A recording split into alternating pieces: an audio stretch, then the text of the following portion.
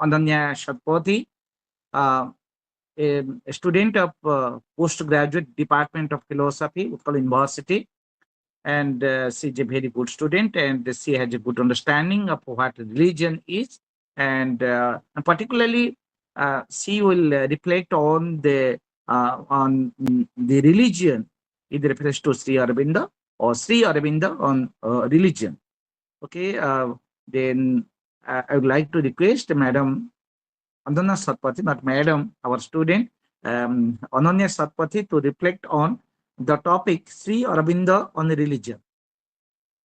Over to Ananya.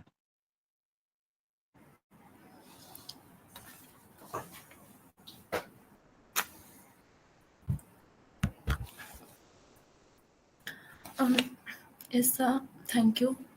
Um, First of all, a splendid evening to the respected admin of the philosophy family, Dr. Pramod Kumar Dasa, and the esteemed coordinator, Dr. Kayash Chandra Maharana sir, and the distinguished moderator, Dr. Kyom Naran sir, and all the esteemed professors present in this session. I am Ananya Satapathy from Utkal University, and this is my first presentation, and I am very deeply grateful to Dr. Pramod Kumar Dasa for this invaluable guidance. I feel honored to have this wonderful platform. Thank you, sir, so much, sir, for giving me this opportunity to share my thoughts on the topic Sri Aurobindo and religion in the Philosophy Family National Forum. Now, I will briefly present my paper, Sri Aurobindo and religion. Sri Aurobindo's notion of religion is man centric. When religion identifies itself only with a creed, cult, a church, a system of ceremonial forms, it becomes a retarding force. Sri Aurobindo made a revolution claiming the necessity for the human spirit to reject its control over the varied activities of life. According to Sri Aurobindo, there are two aspects of religion, such as true religion and religionism. True religion is spiritual religion that which seeks to live in the spirit, and it is beyond the intellect, the aesthetic and ethical and practical being of man. On the contrary, religionism lays exclusive stress on intellectual dogmas, forms, and ceremonies, on some fixed and rigid moral code, on some religio-political or religio-social system. Religionism is not altogether negligible. It is not the fact that spiritual religion need disdain the aid of forms, ceremonies, creeds, or system. It is obvious that these formalities of religion are needed by man because the common ignorant people have to be exalted and raised before they can be fully spiritualized. An intellectual formula is often needed by the thinking and reasoning mind, a form or ceremony by the aesthetic temperament, a set of moral code by man's vital nature in their turn towards the inner life. But all these things are not the essence of religion. The spiritual essence of religion is the upliftment of human consciousness to its higher grades of integrity. Sri Aurobindo conceives that evolution is possible only because the divine reality has involved in the material universe and then gradually emerges in ever more conscious forms. Religion aims at spiritual transformation. Spiritual transformation is the spiritual change in man's personality through the ascension of consciousness to the higher realms, and the descent of higher consciousness is one's being. Sri Aurobindo believes that human evolution to be an unceasing process and that human beings are capable of entering higher stages of cognition through yoga of spirituality. The potential of a human is reflected through immense importance of humanity. This is the elevation of the level of awareness of a human being to that of divinity, and then living a divine life on the earth in a human body. The transformation of the consciousness of man is towards a consciousness of a superman, which is superior to the normal human being. The mind of a man is a mind imprisoned in an imperfect living and conscious body, but there is the possibility that change can elevate the mind of man to the level of the mind of Superman with a supramental spirit, which is one with a divine gnosis, and which will envelop and freely use a conscious body with spiritual forces. Sri Aurobindo speaks of a triple transformation such as psychic transformation, spiritual transformation, and supramental transformation. The unfolding of the psychic soul is the first step towards supramental change. Our psychic being does influence our conscious activities, but our mind fails to detect the source of this influence and considers even such influences to be its own activities. The psychic being must be turned towards whatever seems to belong to a higher reality. This is what is meant by spiritual transformation. When the soul is awakened and is able to guide and regulate life and mind, it must try to bring about a spiritual change in its conscious life. Spiritual transformation leads the soul to the apprehension of spiritual unity. Psychic transformation and spiritual transformation uplift man to higher reaches of consciousness, but the soul is left only with these states. Therewith only be a vision of a unity, not a realization of it. The vision must be transformed into a realization. Spiritual supramental transformation is the state of realization which brings to us the averting spiritual sense and the consciousness of the infinite and will cause a radical change in the whole of our terrestrial existence. Man being established in the state of supramental transformation becomes Gnostic being and lives a divine life. The transformed terrestrial body of supermind can grasp the Gnostic truth. One can contend that the degrees of awareness a person has determines his real status in the scheme of things. He forms an intrinsic part of the total reality. There is no separation between human consciousness and spiritual consciousness. Humans are integral part of all that is. Therefore, I am in all and all in me. This is knowledge that can be obtained through the development of higher states of consciousness, but not through the intellectual and reasoning mind. True religion and spiritual religion addresses that part of human psyche that is beyond the physical with its basic needs, beyond the level of the emotions where only feeling pertain, even beyond the level of the intellect with its invaluable logic and reason. But it finds itself in the supra intellectual domain of being. It is also not confined to any religious or philosophical dogmas. Thus, it is concluded that the spiritual religion is humanistic rather than the dogmatic format of religionism. The religious conflicts take place due to the dogmatic nature of religionism. True religion is the spiritual transcendence or spiritual evolution of consciousness. So that's it. Thank you. I hope you like it. Okay, thanks so much, Ananya, for your very brief and very beautiful presentation on Sri Aurobindo's view on religion. And uh, you have presented the core religion of what Sri Aurobindo wanted to reflect upon. And okay, congratulations. And you at first you have made a very clear view that for Sri Aurobindo, religion is human centric. Religion is man centric, and you have said that religion for Sri Aurobindo is to facilitate the spiritual growth and not dogma. And it has a universal approach, And it is also related to interior yoga of Sri Aurobindo that we know if we have a deep study on interior yoga of Sri Aurobindo. And you have said that the religion of Sri Aurobindo uh, reflects the ultimate reality, the divine. And in your paper, you have very clearly defined that religion to Sri Aurobindo is that which has spiritual experience, which has a spiritual transformation. You have also um, given the explanation of triple transformation. Okay, that is very clear, and the triple transformation is the basis of Sri Aurobindo's spiritual experience.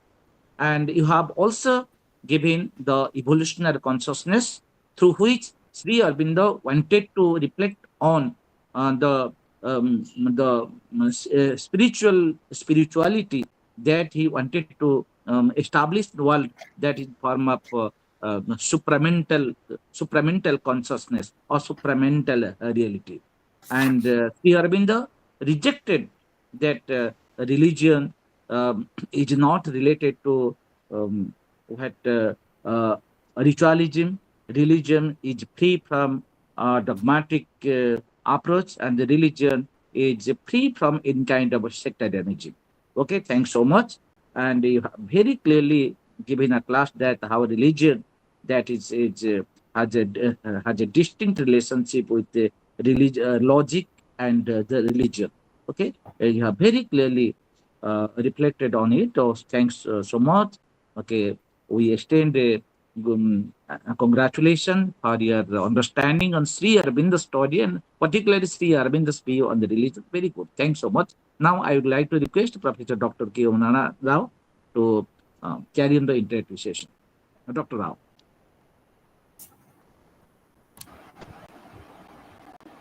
Thank you, Dr. Maharana, and also the speaker, Ananya Panda. Okay, thank you. Though brief, it was good. Uh, uh, well, we have with us Dr. Radhanath Behra, sir. I request him to speak on the lecture of Ananya Panda and have his observations and also some questions for Ananya Panda. Yes. Namaskar. Thank you, Dr. Rao. Uh, Thank you for reminding me that there is a Google Meet this day. I was otherwise engaged, so I forgot the date, time, and the name of the speaker. So thank you for reminding me, although it was late. When I switched on my mobile, I came to the starting point of Ananya. Ananya, the very name suggests she is different. She is unique in her own way. I am happy that a PG student has the capacity uh, to present a paper almost on an abstruse spirituality of Sri Aurobindo. Among all our saints, our rishis, our godmen, our incarnates, Sri Aurobindo was unique. Although he was inspired by Swami Vivekananda's teaching, lofty idealism about spirituality, he had no particular guru from among human beings. One was Bhaskar Lele, a Maharashtrian Brahmin who was at, I think, Agra. Then he came to Bombay. When Sri Aurobindo was a college professor and later principal of a Baroda college, he was teaching so many subjects, not only English. I was teaching French, Latin, and so many things. He himself had to learn Sanskrit and his mother tongue Bengali. Although he was educated in England, he had a simple acquaintance with our Indian thought and philosophy. But when Lele coached him, Sri Aurobindo was already an expert in yogic studies, and when Lele guided him along the particular route of yogic sadhana, Sri Aurobindo bloomed 1,000 times. Later, he used to say, when I took to yoga practices, my writings, which was dormant, are slow, about 10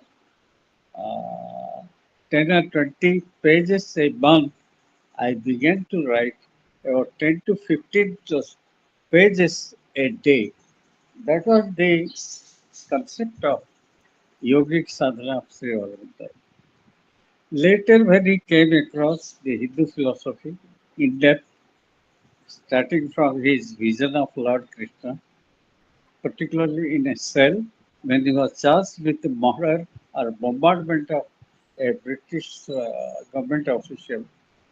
He was, of course, tried by his own friend and classmate, who was then an ICS officer, and he was honorably acquitted because there was no evidence of the complicity of Sri Aurobindo in the bomb case, but his brother was in the bomb and he was sent to, I think, what is called a Andaman Nicobar, where which was a dreaded place even for Indians.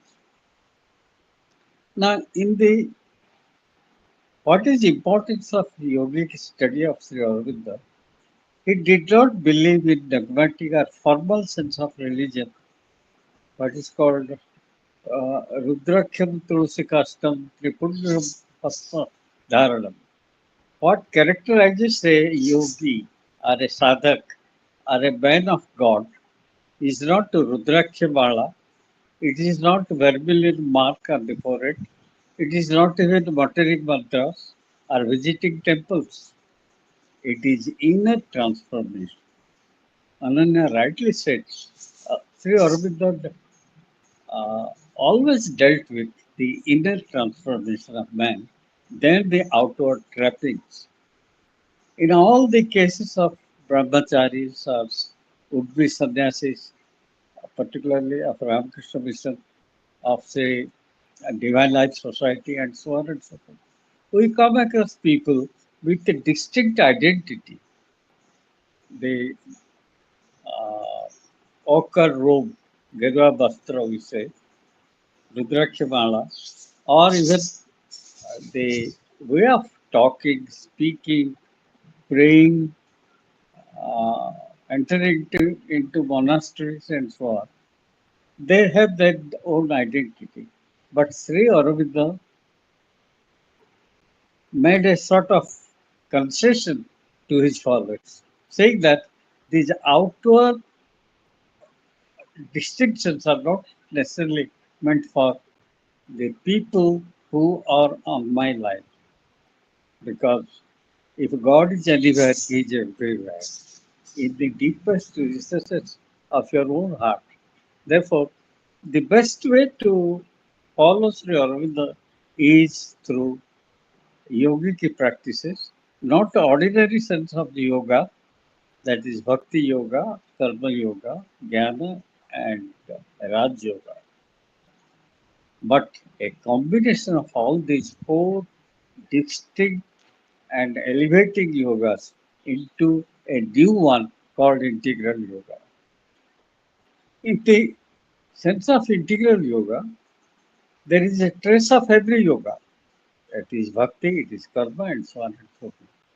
But in the highest sense of the term, karma yoga is not necessary. Sri Aurobindo says it is uncalled for, because for whom will you function, act, and work for? You are the same as the Lord Himself. You did not teach anyone. You become a jnani by your own style of reasoning. So, the best way to understand Sri Aurobindo is through integral yoga. the four yogas culminating into one, and almost all of them are disappearing part of the whole. That is your in, uh, integral yoga, and therefore he who follows Sri Aurobindo has to move through all the four yogas to the final one, the culminating one, that is integral yoga. Therefore, the best way we can follow Sri Aurobindo is not through Karma Yoga alone, because all his devotees are made free from doing any work, because work is soul deadening. Work can never elevate a man to the level of Godhead. Therefore, the best way to understand him is to forget all the other yogas of repute.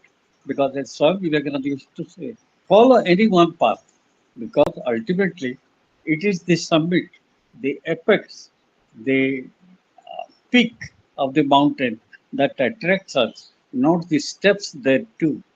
You may adopt any step, you may follow any path, but what is important is reaching the apex, the summit of all your problems.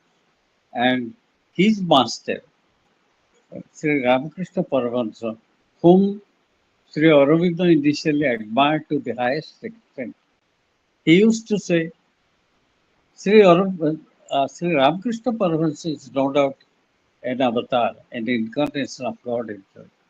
Because later on, Sri Aurobindo used to confess there was hardly any distinction between him and his Supreme Lord, Lord Krishna.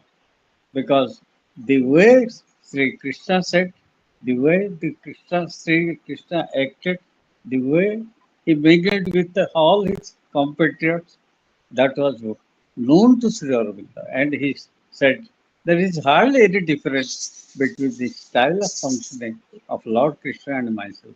In a sense, he was indirectly hinting that he was Lord Krishna in this incarnation also. That is the highest goal of any sadhak or any man following a spiritual path. That is the uh, glory of Sri Aurobindo. And not even Swami Vivekananda could explain things. He used to say, uh, Aurobindo do this, Aurobindo do that, but he never said it is the supermind that works inside a human body. He never uttered the word supermind.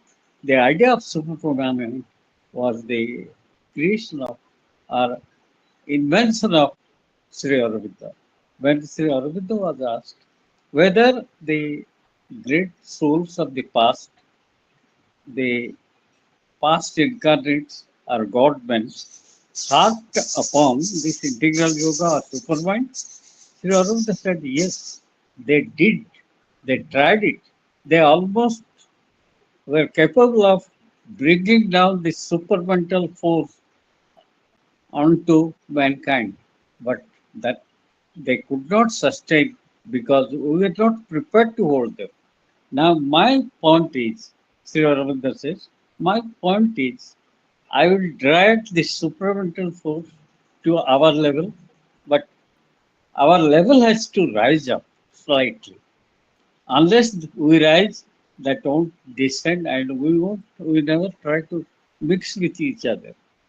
And not only in this body, not only in this psychic, not only in this physical incarnation, but in a transformed one, whereby the sadhak or the seeker of truth would transform himself, and not only that, the radiance of his body will certainly be attractive, not in the ordinary sense of the term, but he will transform himself to a sort of golden, molten gold, slightly less lustrous and brilliantly shining. If that is done, the super mind will certainly descend, and human life will be elevated to that state, and it will be capable of holding it. So it is a sort of new dimension to our spiritual literature supplied by Sri Aurobindo and his teachings. Thank you, Ananya, for your grasping the very intricate subject of Sri Aurobindo. It is not an ordinary subject. It is even difficult for old people like us. And at this tender age, you are able to have this uh, abstract or abstruse philosophy of Sri Aurobindo and able to grasp the main points of view. That is a sort of, what should I say, something very outstanding in your own way, unique way, or Ananya way. You have certainly discussed the subject and you have touched our heart. Thank you very much. All the best in life. Thank you, sir.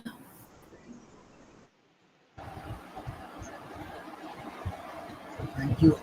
Thank you, Radhana sir. Well, we have with us Dr. Kailas Maharana, who is a devotee of Sri Aurobindo. So I request him to share his observations, his suggestions, and any queries that he has in mind so that we can take that for discussion.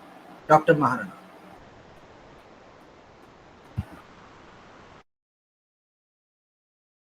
Sorry, sorry. Okay, thanks so much, Dr. Rao. I was listening to Ananya, and I was also listening to the observation made by Radhanath Behra sir. And the observation made by Radhanath Behra sir is very excellent. That I have learned so much from him, because he is a lover of the philosophy of Sri Aurobindo. And as Professor Radhanath Behra sir said that it is very difficult to enter into the philosophy of Sri Aurobindo.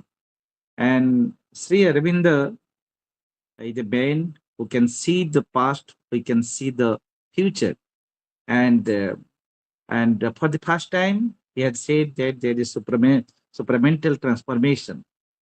And he has observed religion from a from Indian point of view and from world perspective also. And for Sri Aurobindo, uh, that Ananya has also reflected on it, that religion is universal for Sri Aurobindo, that I have also spoken. And for Sri Aurobindo, if religion is not universal, then it cannot be eternal. So for Sri Aurobindo, religion is universal and religion is eternal. And Sri Aurobindo has also told that uh, it is a religion that which can impress uh, the mankind to bring the closeness of the God. So Sri Aurobindo has made a beautiful uh, connectivity of man and God, and said that it is by transformation and it is by sadhana that the Swarga can be realized here, the material world. The spirituality can be realized in the material field and in the matter. So it is the true of his religion. And for him, religion is that which embraces both science and faith, both theism and Christianity. So he has made a very beautiful synthesis of all the religions of the world, and he found that there is in the religion there is a world spirit which moves, and the spirit moves from matter to life, life to spirit, and spirit to the supramental mind.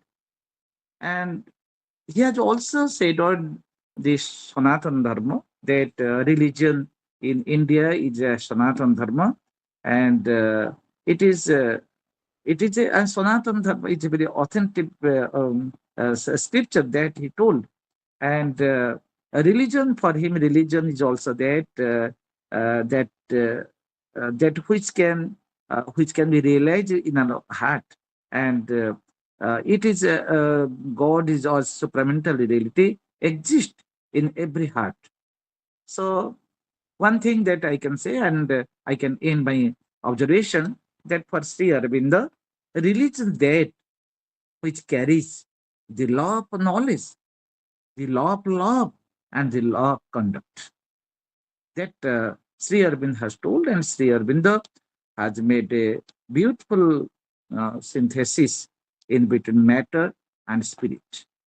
We can say that spirit can be realized in matter, and through his evolutionary consciousness, so the spiritual transformation, he has made a beautiful analysis of what religion is. So I do not want to speak much um, because Ananya has reflected some of the basic views of Sri Aurobindo in her paper, and I do not want to speak much. And I wish that Ananya should read Sri Aurobindo's philosophy, in particular Sri Aurobindo's evolution and Sri Aurobindo's supramental transformation. And there are different books on Sri Aurobindo. The Life Divine is there, and other books are there. Intel Yoga is there, and Ananya should read all the books so that she will have a comprehensive view on the philosophy of Sri Aurobindo. Okay, thanks so much. Okay, congratulations to Ananya for entering into the philosophy of Sri Aurobindo. Thanks so much.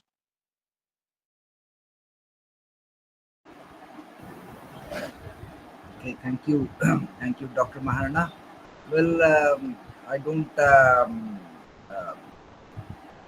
make observations, but I have a small question for Ananya. Well, when we talk of Sri Aurobindo's religion, why supermind is considered so important when it comes to the study of religion in the philosophy of Sri Aurobindo? What is the role of supermind? What happens there? Any idea? Yes, thank you for first of all, thank you for asking me the such a beautiful question. Uh, Actually, according to Sri Aurobindo, the supermind knows the highest truth and can fully realize it. It goes beyond just seeing or understanding. It's truly experience the truth. Um, as compared to mind, mind is the opposite of supermind. Um, Mind has a limited awareness, and mind just only focus on basic that our everyday activities. But supermind always knows to grasp this higher supramental level, and knowing the knowing the true deeper meaning of this highest truth. So that's it. Thank you. So, thank you, Ananya. Well, beautifully answered. Well, it's in that state of the supermind when there is a full charge of consciousness, there is a total manifestation of consciousness, that the divine is directly felt, or there is a feeling within, as if there is a transformation within, that has become divine, or it has nearly approached the divine. Maybe such sort of feeling happens. Well, Dr. Radhanath Behra will better explain what would be the feeling at that level when there is the expansion of consciousness to the fullest, when there is a total awareness of one's own being, when there is a when there is a supermental expansion. So there is a direct manifestation of the divine. Okay, so one feels totally charged, and that's a new divine experience that cannot be expressed in words, that cannot be transmitted to someone, or that cannot be communicated, or that cannot be put in words to someone. It is a totally an indescribable state, and it is a direct vision. It is a direct vision of the divine, the reality. Okay, that happens at the level of supermental consciousness. Okay, very nicely answered. Thank you, Anand. Well, we have with us Dr. Behra. You want to say something? Yes. Now, necessity of supermind is that our simple mind, human mind, is a finite one. It is incapable of grasping the infinite truth behind the mind of God. Therefore, if you want to approach the infinite, there are infinite number of ways. If a seeker of truth wants to see the vision of God, either he can apply his brain, he can touch his heart, or tangibly he can merge himself with the body, the imaginary body, or the uh, spiritual body of Lord Himself. So there are several paths. One of them is touching the uh, spiritual mind of God, which is a super mind. So human mind, if it is stretched to that extent, it becomes one with the super mind or mind of God. Therefore, this is a necessity. And the other one, uh, it is also told about Mirabai that nobody found her dead body because it is said the, she merged herself with the embodiment of Lord Krishna. Therefore, body can also be transformed into another body, but then it has to be transformed much beforehand. And the body of a Mirabai was soaked with divine love. Therefore, there was no problem why it should not merge with the celestial body of Lord Krishna. Similarly, you can have uh, heart. The heart can also be merged into the divine heart. This is also possible. Therefore, there are various means by which you can touch the shape of the hem of divinity. And Sri Aurobindo gave us one thing that our mind has to be enriched with the thought of the divine, and that is possible only through stretching ourselves to the divine mind or super mind. Thank you, Dr. Rao. Thank you, Dr. Behra. Well, beautifully said. Well, anybody in the group who any question in mind for Ananya? Well, I don't think anybody else is there. Well, we'll move to our admin for his comments and views. Dr. Das. Thank you, thank you, Dr. Rao. The presentation of Ananya was very nice. It was brief, but it was complete. She said many things, but in the course of discussion, that was not highlighted. She apart from the discussion, what she said that see Aurobindo's philosophy that is based upon evolution and revolution. Evolution means evolution of consciousness, that something lower evolves to the higher state of consciousness. Revolution means he has revolted against it. His philosophy for religion was a revolution against dogmatism. That is the uniqueness of philosophy of Sri Aurobindo and his concept on religion. Even he has made a revelation that spirituality is also not the goal of religion. That is the great thing, he said. Therefore, out of the triple transformation, spiritual transformation is not the highest transformation. Psychic transformation, spiritual transformation, then supramental transformation. Why spirituality is not the highest value? Because spirituality may be considered as the negation of materiality. It is so supposed, so believed, so conceived.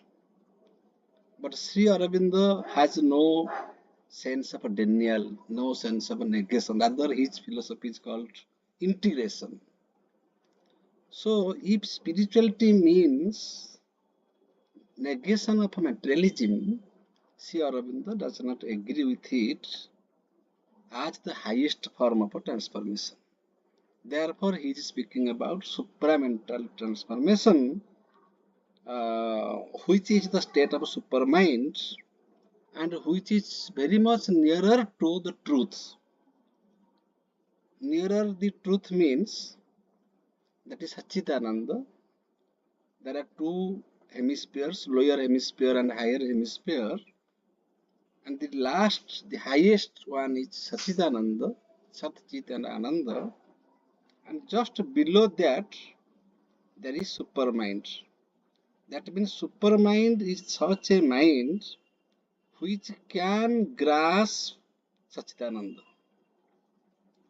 So mind envelopes to supermind, not directly, through many minds, just like overmind, higher mind, illumined mind, intuitive mind, then supermind. So in every layer of consciousness, in every level of consciousness, our realization of truth depends. Therefore, our personality also varies from person to person. Therefore, we are different persons. So our visualization of truth defines us, defines our personality, in which state we are living, in which state we are thinking, we are acting.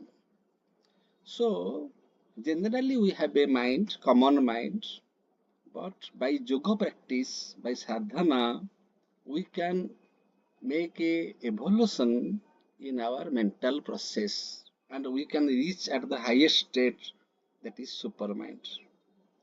Second thing she has written that religion should not be confined to morality.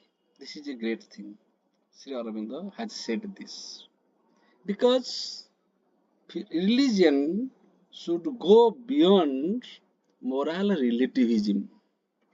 Because the morality that is prescribed by different religions are different from religion to religion. Sometimes they appear to be contrary and contradictory. So she made a very beautiful distinction between true religion and religionism. Religionism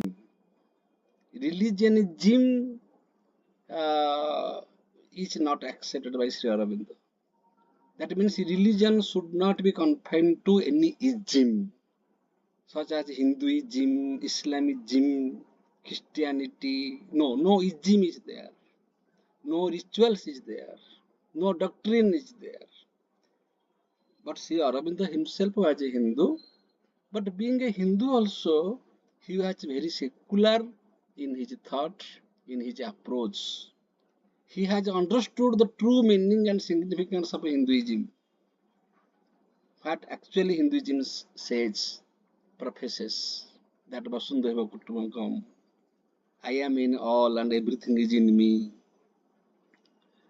The Atman is the highest entity. Consciousness is the highest source of everything. If we understand this metaphysics, then we can apply that also in our practical life. You see, Sri Aurobindo was a professor, was a ICS, and he was also a journalist. That means he was apart from that, he was a great philosopher. That means he says that a professor, an IS officer or an ICS officer or a journalist, they can have also spiritual evolution. So it is not that only a great seer can have this. So it is common to all. So far as religion is concerned, we should go beyond the boundary of religionism, and that is the true sense of true religion. So he is speaking about true religion, not about religionism. Very nicely she presented her paper, and when she is speaking about triple transformation, in the psychic transformation, here mind becomes alert about its own function, and becomes nearer to spiritual evolution. But in the next radar, that is in the spiritual transformation, the realization of truth becomes much wider, and but in the supramental state it becomes integrated. That means both matter and spirit are integrated. So there is no denial, there is no negation. It is purna. It is purna. So that is, so every religion is one religion. So there is no barrier, there is no hatred, there is only religious harmony. Rehnuma Madam also said that in her talk. I think the message given by both the speakers is same, but in different ways. Thank you all. Thank you, Dr. Das, for a very clear analysis of the talk of Ananya Panda. Well, very nicely done, Dr. Das. Well, anybody, any thing to say? Don't think anybody has any more question. Well, with this, let us end up this session. And over to Dr. Maharana for proposing a formal vote of thanks. Okay, thanks so much, Dr. Rao. So today it is a good day for all of us because after a long time we have with us two young scholars, Madam uh,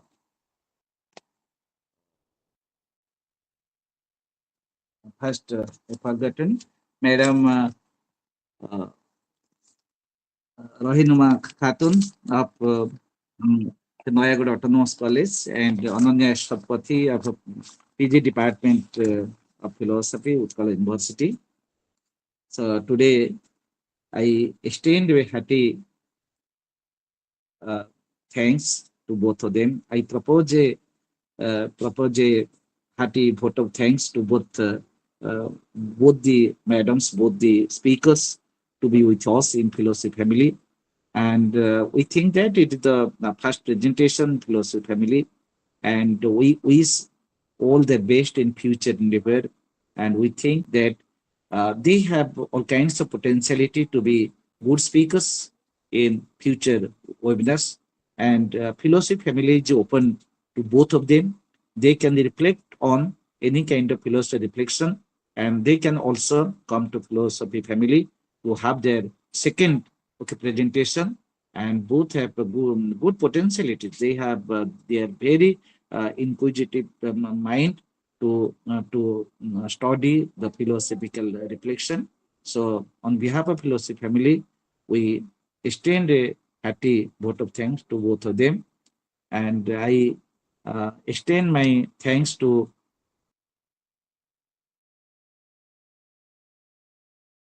his good understanding and Sri Aurobindo, and particularly uh, the religion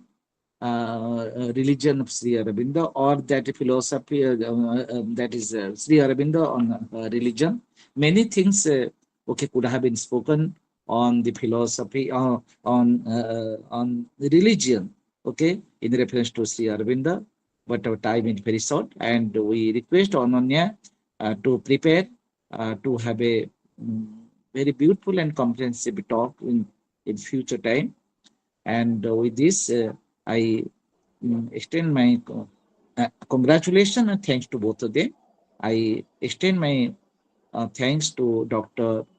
Pramod Kumar Das to have their guides, because Pramod Kumar Das has guided both the scholars. Okay, so it's very good and very comprehensive, very brief also. And shortly, this brief presentation can have the powerful, okay, spirit within it that Sri Aurobindo has said. And I also extend my congratulations to Pramod Kumadas for guiding both the scholars. I extend my congratulations and thanks to Professor Dr. K. Umnan Rao to have his very beautiful remarks on the definition of religion, and particularly Sri Aurobindo's view on religion. And he has a very comprehensive outlook on the religious scriptures of the world and their goal. Okay, so with this, once again, I extend my thanks to all the viewers, uh, Madam Sarnulata, Jasmine, and and all other viewers with us till now. So once again, I extend my thanks to all of you to be present with this fellowship family and to have that views. Thanks so much. Now I would like to request Dr. Pramod Das to wind up this session. We also thank you for your kind words and for your participation, your observations, comments in this session. And also, I extend my best wishes to Rehanuma Khatun and Ananya Panna, both. I wish they come up with uh, more topics in the near future. Best wishes to both of them. Thank you all. I Namaskar. All. also I also say same that they should come with new papers, new topics in future. With this session is declared closed. Thank you all. Thank you. Today it is a good day for all of us because after a long time we have with us two young scholars, Madam uh,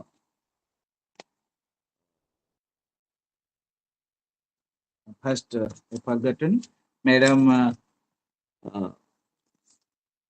Rahinuma Khatun of the Noyagod Autonomous College and Ananya Satapathy of PG Department of Philosophy, Utkal University. So today I extend a hearty uh, thanks to both of them. I propose a hearty vote of thanks to both the madams, both the speakers to be with us in Philosophy Family.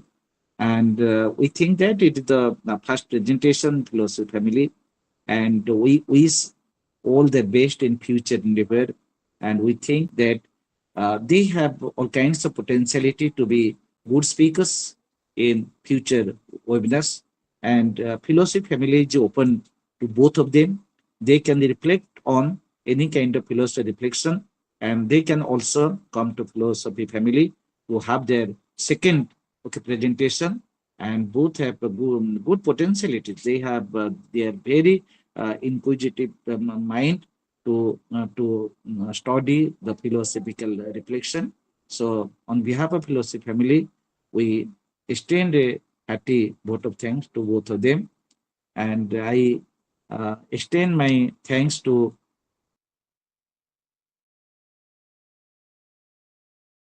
his good understanding and Sri Aurobindo, and particularly uh, the religion of Sri Aurobindo, or that philosophy that is Sri Aurobindo on religion. Many things could have been spoken on the philosophy on religion, in reference to Sri Aurobindo, but our time is very short, and we request Ananya to prepare to have a very beautiful and comprehensive talk in future time. And with this, I extend my congratulations and thanks to both of them. I extend my thanks to Dr. Pramod Kumar Das to have their guides, because Pramod Kumar Das has guided both the scholars. Okay, so it's very good and very comprehensive, very brief also. And shortly, this brief presentation can have the powerful, spirit within it that Sri Aurobindo has said. And I also extend my congratulations to Pramod Kumar Das for guiding both the scholars. I extend my congratulations and thanks to Professor Dr. K. Omnan Rao to have his very beautiful remarks on the definition of religion, and particularly Sri Aurobindo's view on religion. And he has a very comprehensive outlook on the religious scriptures of the world and their goal. Okay. So with this, once again, I extend my thanks to all the viewers, uh, Madam Sarnulata, Jasmine, and and all other viewers with us till now. So once again, I extend my thanks to all of you to be present with this fellowship family and to have that views. Thanks so much. Now I would like to request Dr. Pramod Das to wind up this session. We also thank you for your kind words and for your participation, your observations, comments in this session. And also, I extend my best wishes to Rehnuma Khatun and Ananya Panna, both. I wish they come up with uh, more topics in the near future. Best wishes to both of them. Thank you all.